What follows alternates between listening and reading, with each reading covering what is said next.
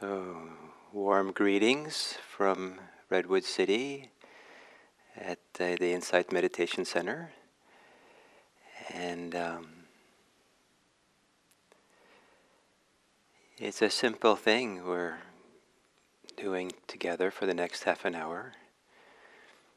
We are simply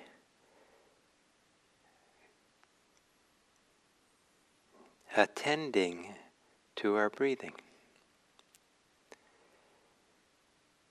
And it's said that all of Buddhism can be discovered through this attention to breathing, through attending to breathing. Some people like the word expression attending rather than attention. Attending has connotations of nurturing or caring for something. And I'm struck that that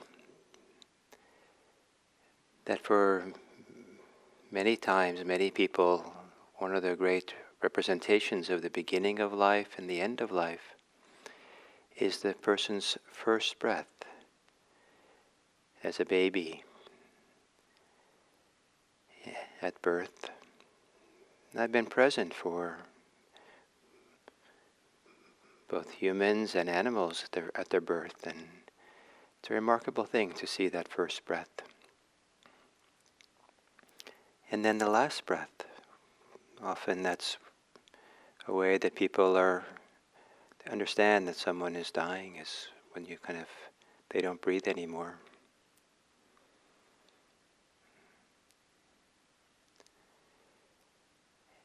And so this poignancy of breath representing life, breathing representing life, to attend to breathing is not just attending to breathing, but it's also attending to our consciousness, our way in which we are alive at this moment. Such an amazing event, the fact that we are conscious, living beings. And to not be lost in thought, no matter how important those thinking is, in such a way that we're not aware of this marvel, this amazing event of being consciously alive, and to join this conscious aliveness with our breathing.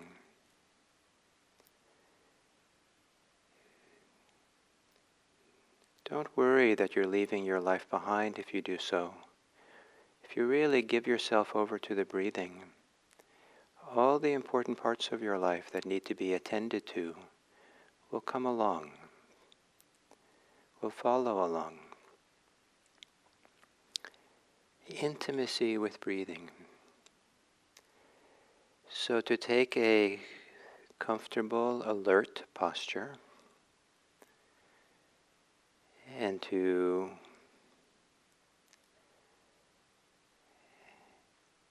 slowly, softly close your eyes.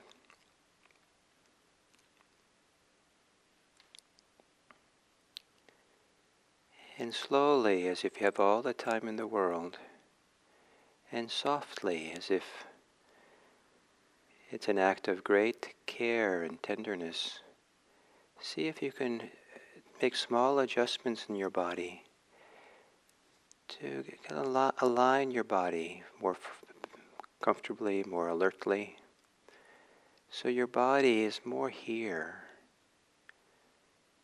You might sway back and forth,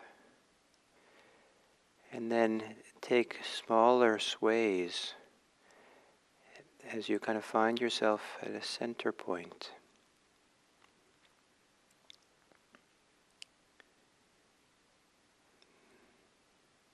You might think of the vertebrae near the bottom of your spine as kind of a hinge, and kind of bend at that hinge to see if you can find a place where your vertebrae, your spine, feels most comfortable.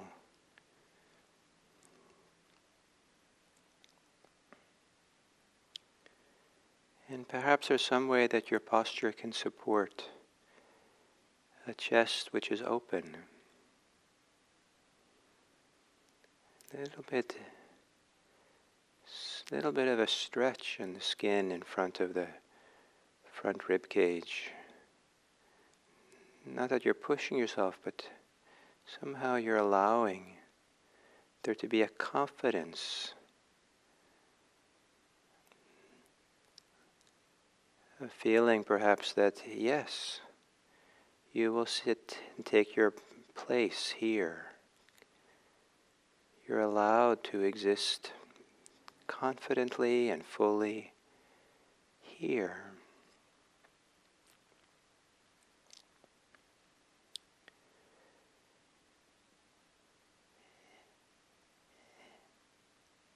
And then to take some long, slow, deep breaths,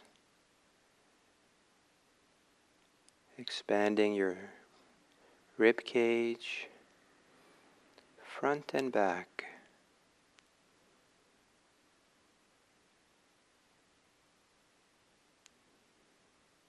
We often don't feel the back rib cage much. It doesn't move as much as the front rib cage, but it's interesting sometimes to attend to that back rib cage, this more subtle movement. Maybe there's a lifting up of the ribs.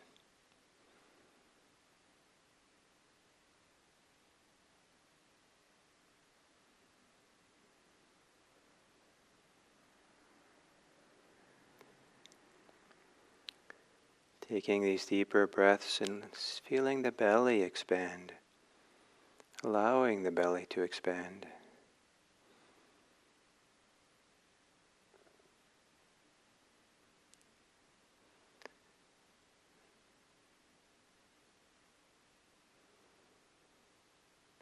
And then letting the breathing return to normal.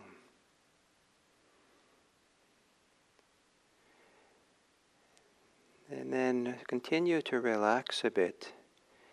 And part of what relaxing helps in many ways. But one interesting way is that some of the places of tension in the body are directly related to the strength of our thinking.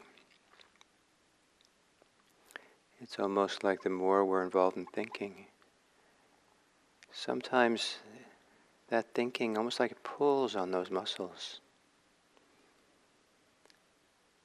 And by relaxing, we quiet that thinking mind a little bit, make it easier to let go. Perhaps softening the muscles of your face.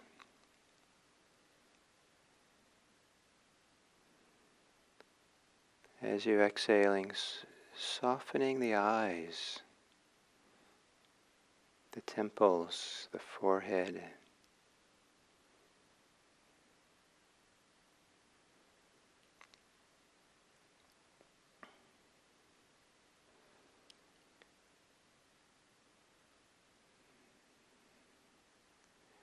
As you exhale, to soften the shoulders.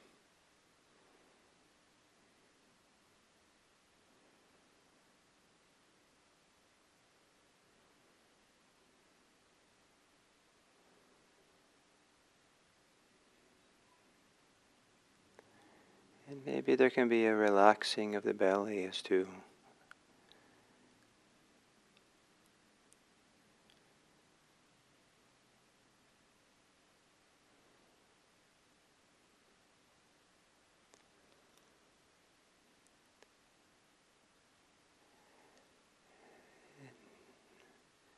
Noticing if there's any holding in the arms, around the elbow, the hands, and perhaps releasing that.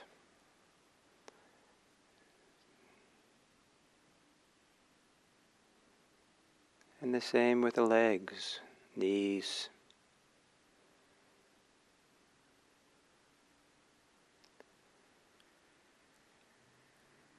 And finally, is there any tension, pressure in the area of your body where you most associate with thinking?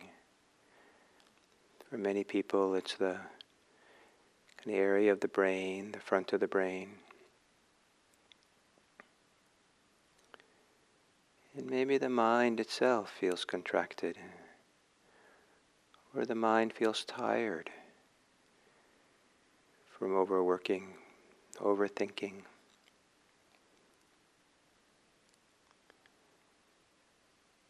And as you exhale, to relax that tension or tiredness, allowing the mind to rest, the kind of rest that lets consciousness float to the surface, consciousness which does not work, it just is, awareness that just is here.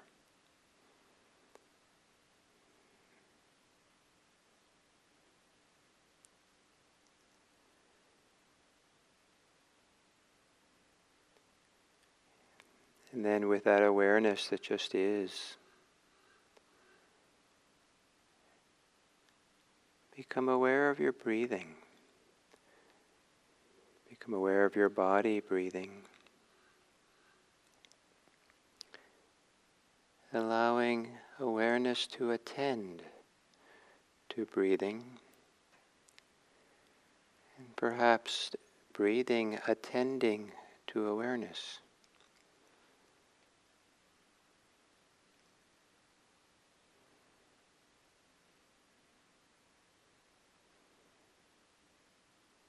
And there's certainly a nice relationship between the two, because the oxygen we breathe in is what keeps awareness active, aware, present.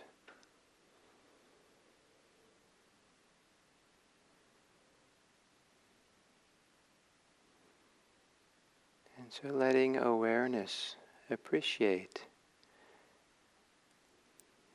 this very important activity of breathing that is supporting awareness.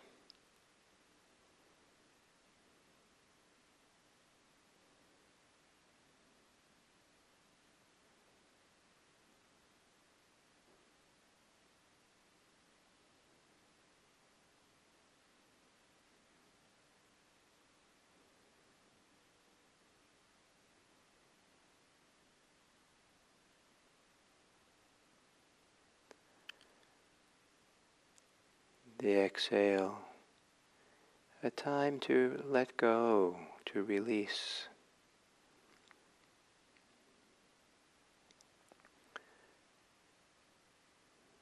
Releasing the muscles that have been activated.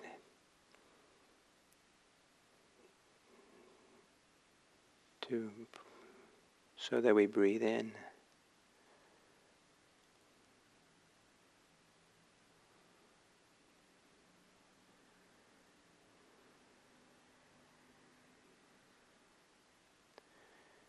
In this sense, your body works. The muscles work, engage in order to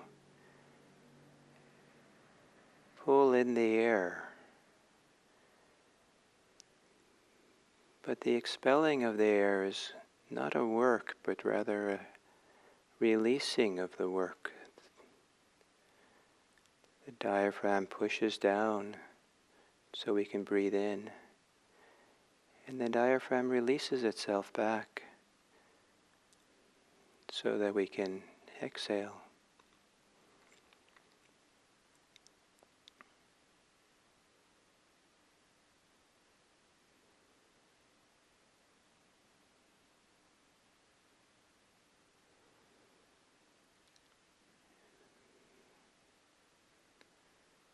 I think sometimes of the exhale like a surfing the front of a wave or sliding down a slide.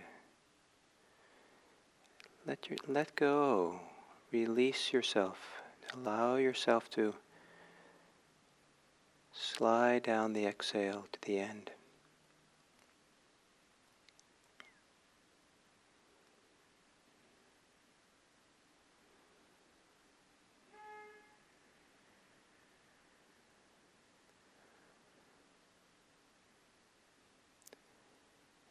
And awareness doesn't have to do the work to inhale. Awareness just receives the inhale. Open, receptive, allowing, receiving the sensations of breathing in.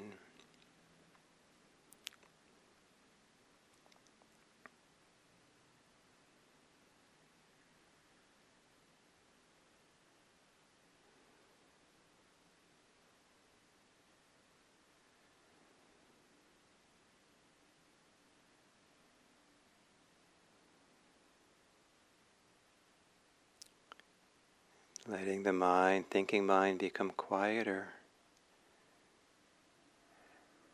so that you can attend more intimately to the body's experience of breathing.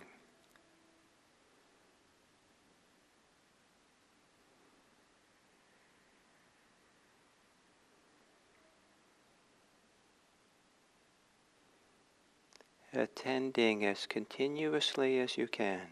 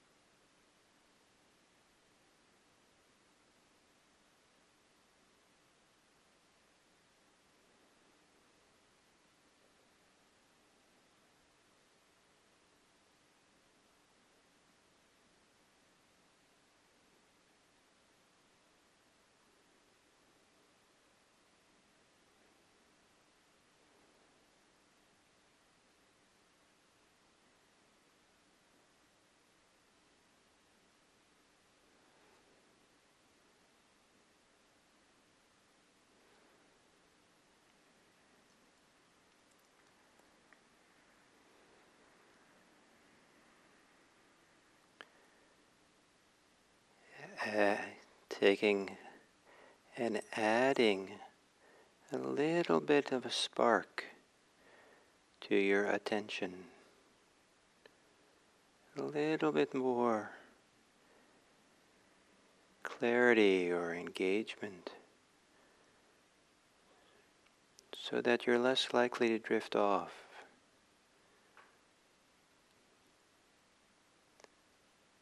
so that you're attending to the breathing is really to be there with it, for it.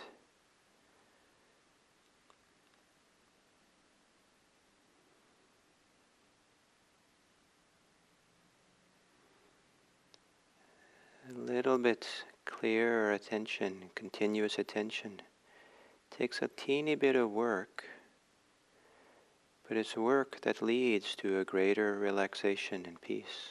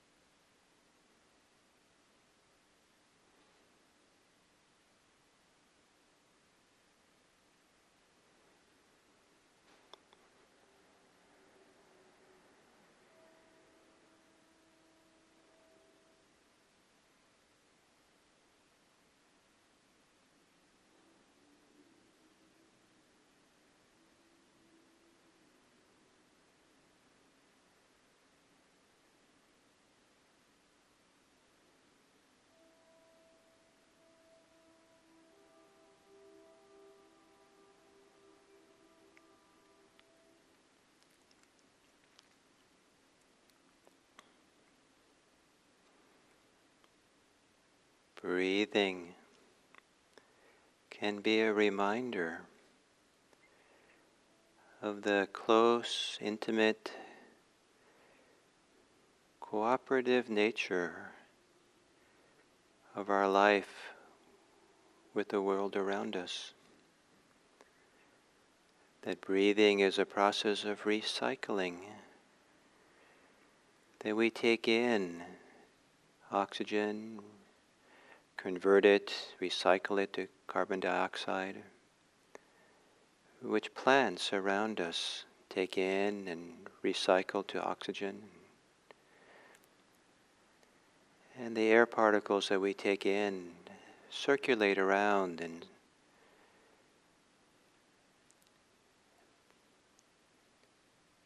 part of the great recycling that keeps our life going.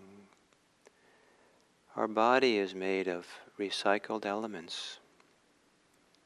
The atoms in our body has been part of so many different things over the ages.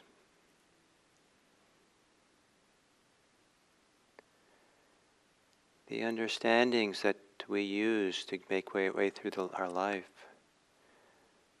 are acquired from our society and culture and family, and are also in some ways recycled and transformed and changed. Just about everything we are arises in this wonderful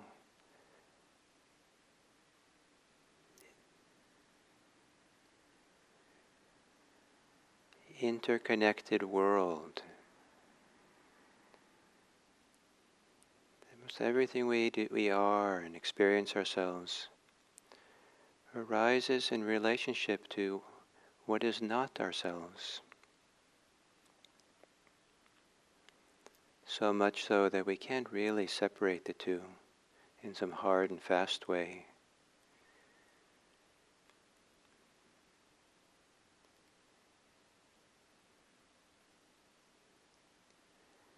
And may this way in which we are conspirators, co-conspirators breathing together, be a reminder of how deeply we are connected to each other. And so at the end of a meditation, to evoke that sense of connection, of mutuality, and our care for ourselves and for all that supports us and for the world around us. To dedicate the benefits of our practice is a way to strengthen those benefits for ourselves. So at the end of a sitting, to dedicate whatever benefits that have come from this sitting to the welfare and happiness of others. May it be that this 30-minute meditation is a platform from which, a basis from which we can be kinder to people today, more generous today, more loving and friendly. May it be that this meditation supports us, inspires us to live for the welfare and happiness of all beings. May all beings be happy. May all beings be safe.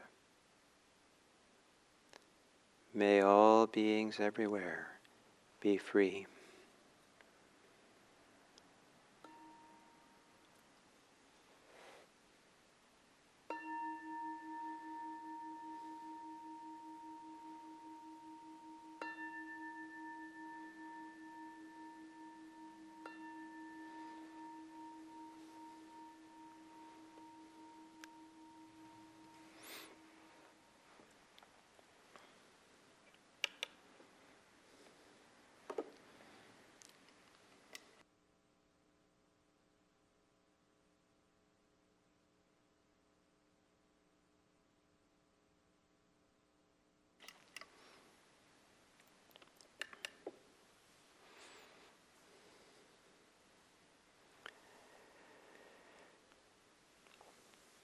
So today I'd like to continue the introduction to the theme for this next period of time. So the theme is mindfulness of breathing, and specifically the teachings the Buddha gave called Anapanasati, the 16 stages or 16 steps to mindfulness of breathing. So to give a little further introduction to this,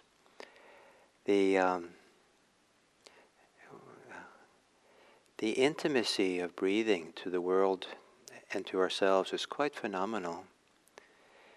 And if we live kind of in our thoughts the whole time, we might not really appreciate this great intimacy, cooperative nature, the connected nature that we have with our world around us, and also to the world within us. And breathing is really a bridge for us, can be a bridge for us to kind of feel a deeper connection to the world and a deeper connection to ourselves. And to give you, one example is that a little bit more conceptual, but in a way that had a big impact on me when I was in college.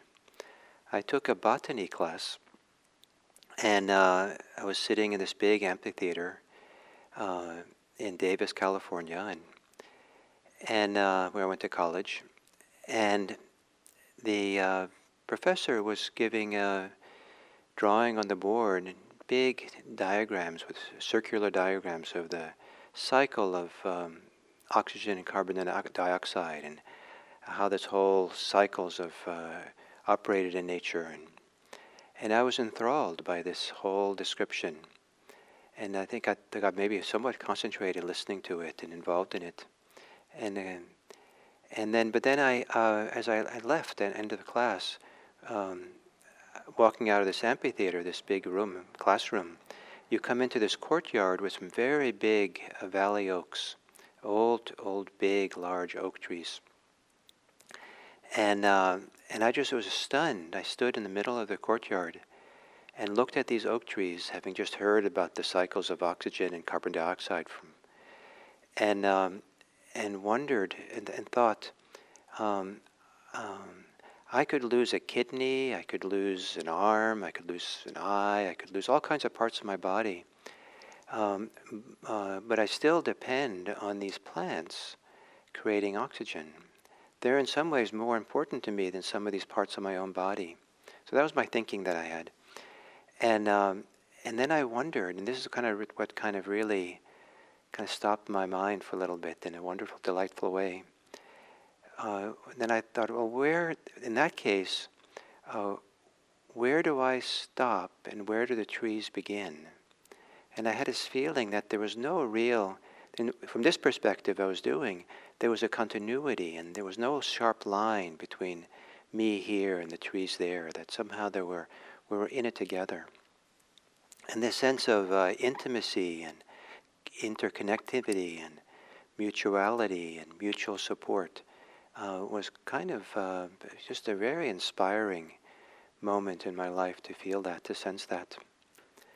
So this kind of feeling, this connection, this intimacy, and some of it maybe came because I was somewhat concentrated, to be able to ride the breath and get concentrated, clears the mind of the debris in the mind, the distractivity of the mind, so that we see with greater clarity, and it tends to be a feeling of intimacy and connection that comes from that. And then also turning the attention inward to the breathing, it's a way of also deeply connecting to ourselves, because it turns out that the deeper we go into getting into meditation, the more we can feel and see how the subtle adjustments and changes in the breathing have to do with our emotional and mental state and our reactivity. And it's possible to be very settled and then see that we start picking up particular exciting thought, and the breathing changes accordingly. And maybe the system thinks it needs more oxygen now in order to have more energy to kind of get engaged in this thing. If it's just certain emotions, even a little bit of anger or a little bit of fear, and it affects the breathing. A little bit of clinging and attachment. And then we go through and we realize that breathing is intimately connected to all these are our psychology, aspects of our psychology, and there's mutuality there because one affects the other. And if we can attend to the breathing and really stay in the breathing and let the breathing kind of become easeful, relaxed, and natural, then that actually changes our psychology and our emotional states, our mental states, and vice versa. But by really kind of getting into the breathing and seeing that connection, it's a way of kind of settling and harmonizing our inner mental life in a way that doesn't require understanding it in some deep way or figuring it out or analyzing it or fixing it even. The breathing kind of rectifies and harmonizes if we really kind of trust and engage in the breathing. So I say these two examples as a way of showing that the breathing is intimately connected to so much of human life that it's well worth spending time really learning to connect to your breathing and make it a habit as you go through the day to just notice your breathing.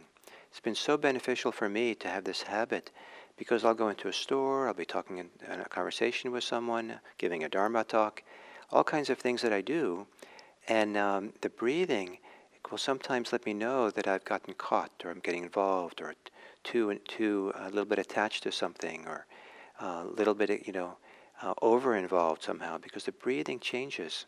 And by having the breathing as a pretty regular reference point that I sometimes catch myself and see what I'm doing faster than if I was tracking all the complexity of my mind and what was going on there. So so breathing is such a useful thing. The Buddha, it seems the best records we have indicates that the primary meditation practice the Buddha himself did was mindfulness of breathing. There's stories, records of him going off and sitting for 1 to 3 months in the forest on a kind of self-retreat. And when he came out, he would tell his followers, during that retreat that I was practicing, I practiced mindfulness of breathing. There's for me, a very touching story of the Buddha teaching mindfulness of breathing to his own son. And it seems like his son was a teenager, and he looked a little bit like his father.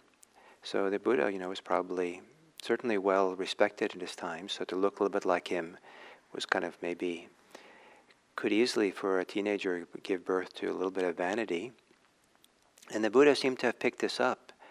And Buddha said something like, I'll read it to you because I don't remember it exactly what he said. I just happen to have it here.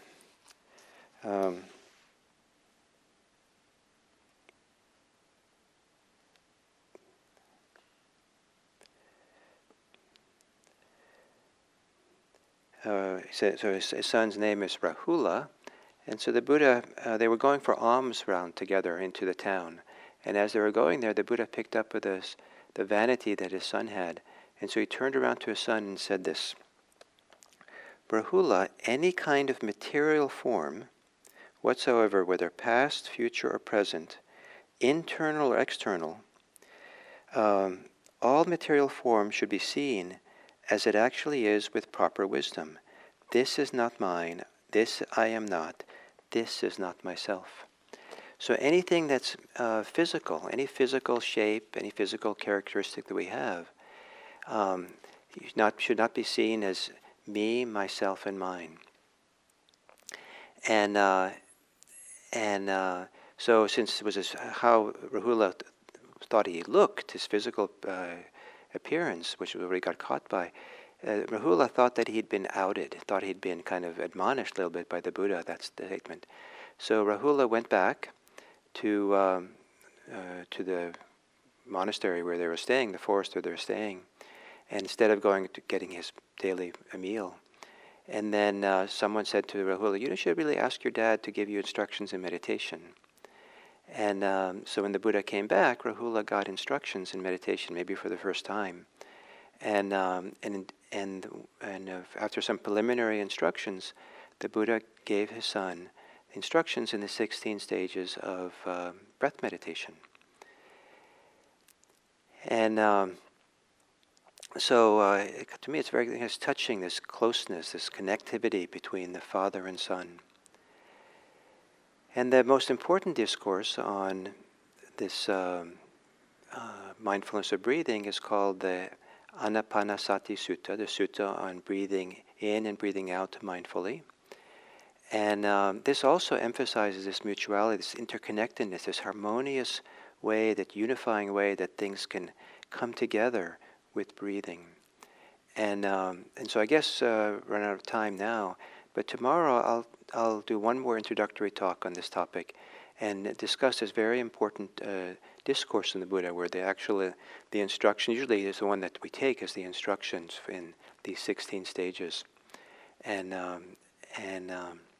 then we'll start getting into this topic more deeply. So finally, I'll say that when I was studying Zen in Japan, where was a big emphasis on mindfulness of breathing, one of my Zen teachers there said that all of Buddhism can be discovered through mindfulness of breathing, through attention to breathing, and I kind of more or less go along with that. That to really kind of care for, to attend to trust, to entrust yourself to be reference to your breathing. All the things you need to know, all the things you need to discover to become really free and liberated will appear, will be part of that and come into play in its own time, its own way. So intimacy with breathing, attending to breathing.